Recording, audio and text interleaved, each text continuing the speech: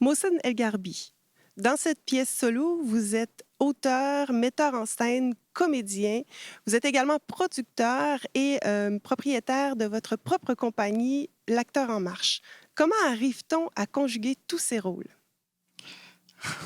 C'est un défi, hein, je ne vais pas le cacher, c'est vraiment un défi parce que déjà la création est préoccupante, enfin on est pris là-dedans, donc écrire, mettre en scène, jouer, tout ça, ça demande déjà énormément de temps et de réflexion, surtout pour l'écriture. Et c'est vrai que la production, là, c'est un aspect c'est-à-dire organiser le temps, trouver surtout le financement, les lieux de production et de première diffusion. En général, je produis premièrement à Montréal et tout ça. Tout ça, c'est vrai que ça prend du temps et ça s'apprend vraiment sur le terrain. J'ai appris ça à fur et à mesure des projets. J'apprends encore. Mais c'est vrai que il faudrait. Moi, c'est une toute petite compagnie modeste. Mais, il faudrait que je pouvoir déléguer, mais bon, les moyens ne sont pas là, donc je suis obligé de faire toutes les choses. Disons que je me débrouille. Voilà ce que je fais. J'essaie de me débrouiller. Je m'en tire pas trop mal. Je ne dois pas me plaindre, mais c'est vrai que c'est un défi. Mm. Omi Mouna est votre cinquième solo théâtre. Qu'est-ce qui vous incite à créer des solos de théâtre? C'est une bonne question. J'y pense toujours. Je me dis, mais pourquoi je m'embarque toujours dans un solo? Parce que c'est une aventure très solitaire. Même si, selon les solos, l'équipe peut être plus grosse. Ici, j'ai mis en scène, j'ai écrit, j'ai tout fait. Ou presque. Enfin, la lumière, c'est pas moi qui l'ai créé, tout ça. Mais j'ai des solos que c'est pas moi que c'est moi qui l'ai écrit, mais c'est un metteur en scène extérieur, entre guillemets, qui a fait la mise en scène.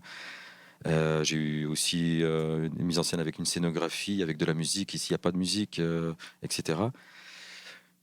Mais de m'engager comme ça dans un solo, chaque fois, c'est un moment de solitude, mais c'est un moment où tu es obligé de te confronter à cette solitude, un peu comme un auteur euh, qui doit se mettre dans une forme de méditation et donc faire sortir des sujets, des enjeux qui sont essentiels, à moi en tout cas. Et le solo, c'est l'occasion de le faire pour moi, hein.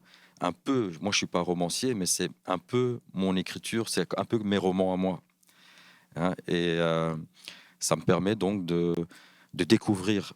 Je suis le premier surpris des sujets qui sortent quand j'écris, et après je les mets en forme, je les mets sous forme de monologue et je les mets en scène. Et donc c'est c'est une expérience que je me donne et après que je partage avec le public en fait. Voilà. Mais je continue à jouer pour d'autres metteurs en scène en même temps. Voilà. Mohsen El Garbi, il y a une grande part d'improvisation dans ce solo théâtre. Comment arrivez-vous à structurer le spectacle pour, soir après soir, garder le même récit?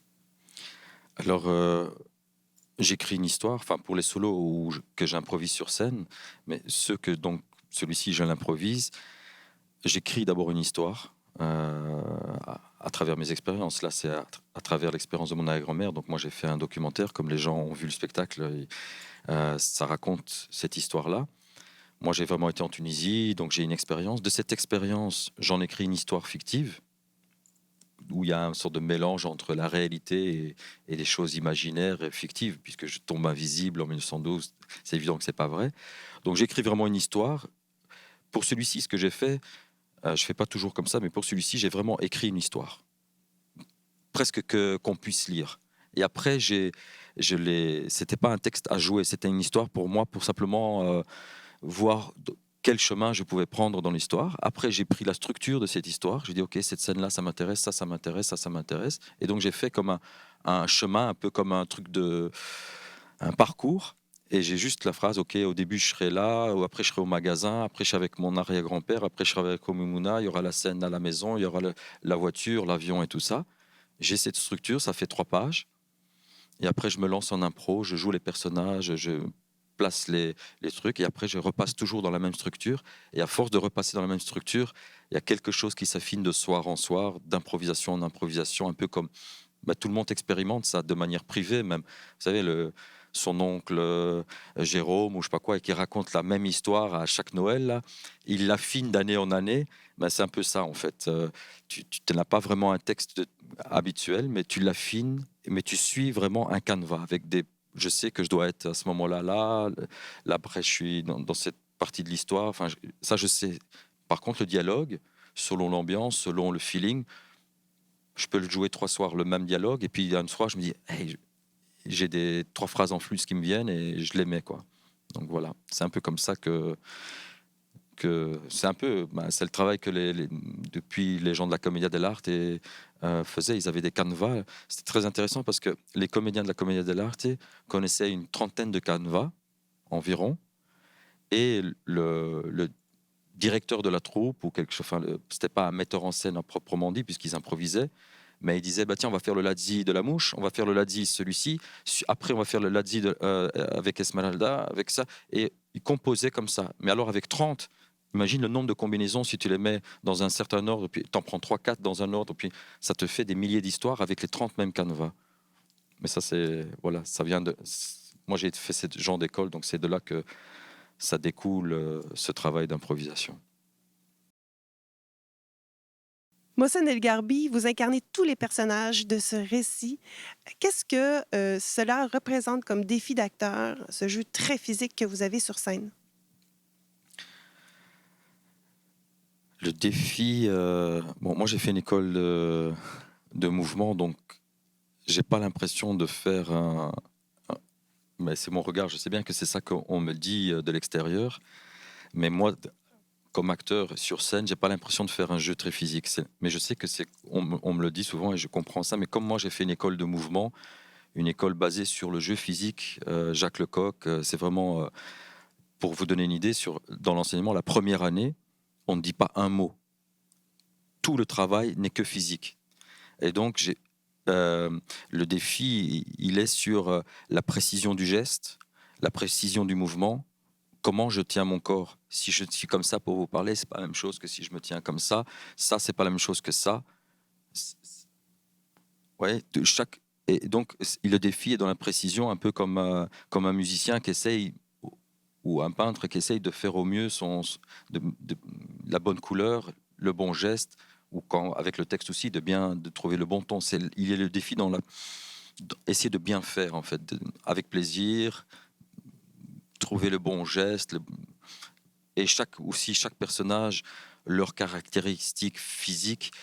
Je pense que le défi est là-dedans. Oui, je pense avoir répondu à la question. Il y a d'autres défis. Le corps vieillissant, tu es obligé de t'entraîner un peu, sinon tu grossis. Par exemple, il y a 2 ans, moi j'ai joué ce spectacle depuis 3-4 ans.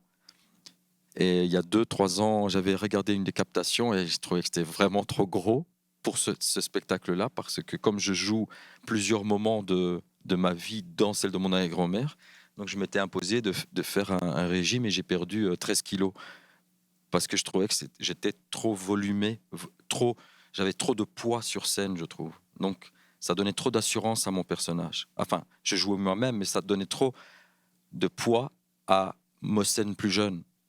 Ça faisait plus à Mohsen plus vieux. Alors, en faisant le régime, je trouvais que la silhouette que j'ai faisait un peu plus naïf, un peu plus enfantin, si je puis dire. Voilà. Par exemple, voilà, ça c'est un défi qui me vient à l'esprit. Voilà. Cette pièce de théâtre a vu le jour grâce à une enquête caméra à l'épaule. C'est devenu ensuite plusieurs solos, un film également. Est-ce que pour vos projets futurs, Omi Mouna va vous accompagner encore?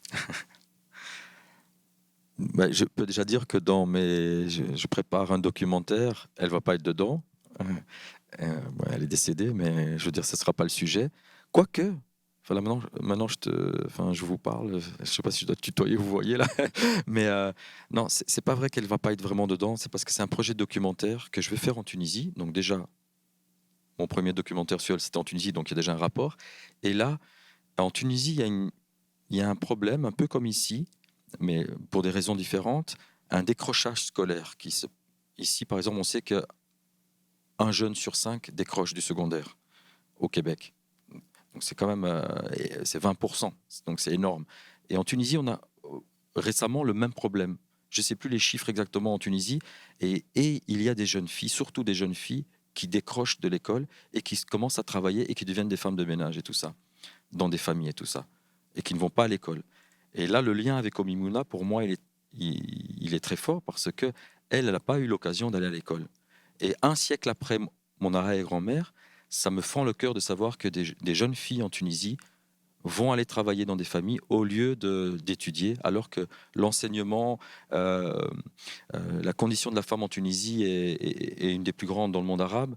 Euh, le niveau de l'éducation en Tunisie est très élevé, et là, il y a une régression. Donc, elle ne sera pas là de manière, je ne vais pas dire, quoique peut-être, mais il n'y aura pas Omimouna, mais elle sera là parce que je suis touché que des jeunes filles, aujourd'hui, revivent la situation de mon arrière-grand-mère. Ça me...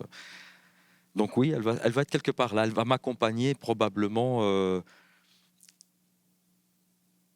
par les intérêts et par ma sensibilité sur des questionnements et des enjeux qui me sont chers.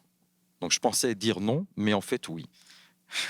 Et dans mon solo prochain, que je suis déjà en train de travailler aussi, c'est pas prévu qu'elle soit là, mais elle va être derrière, peut-être quand même là, à m'accompagner, j'espère avec son sourire, sa présence pour me... Par-dessus votre épaule. Voilà, c'est ça. Merci beaucoup, Mossène El Garbi. Merci à vous, merci.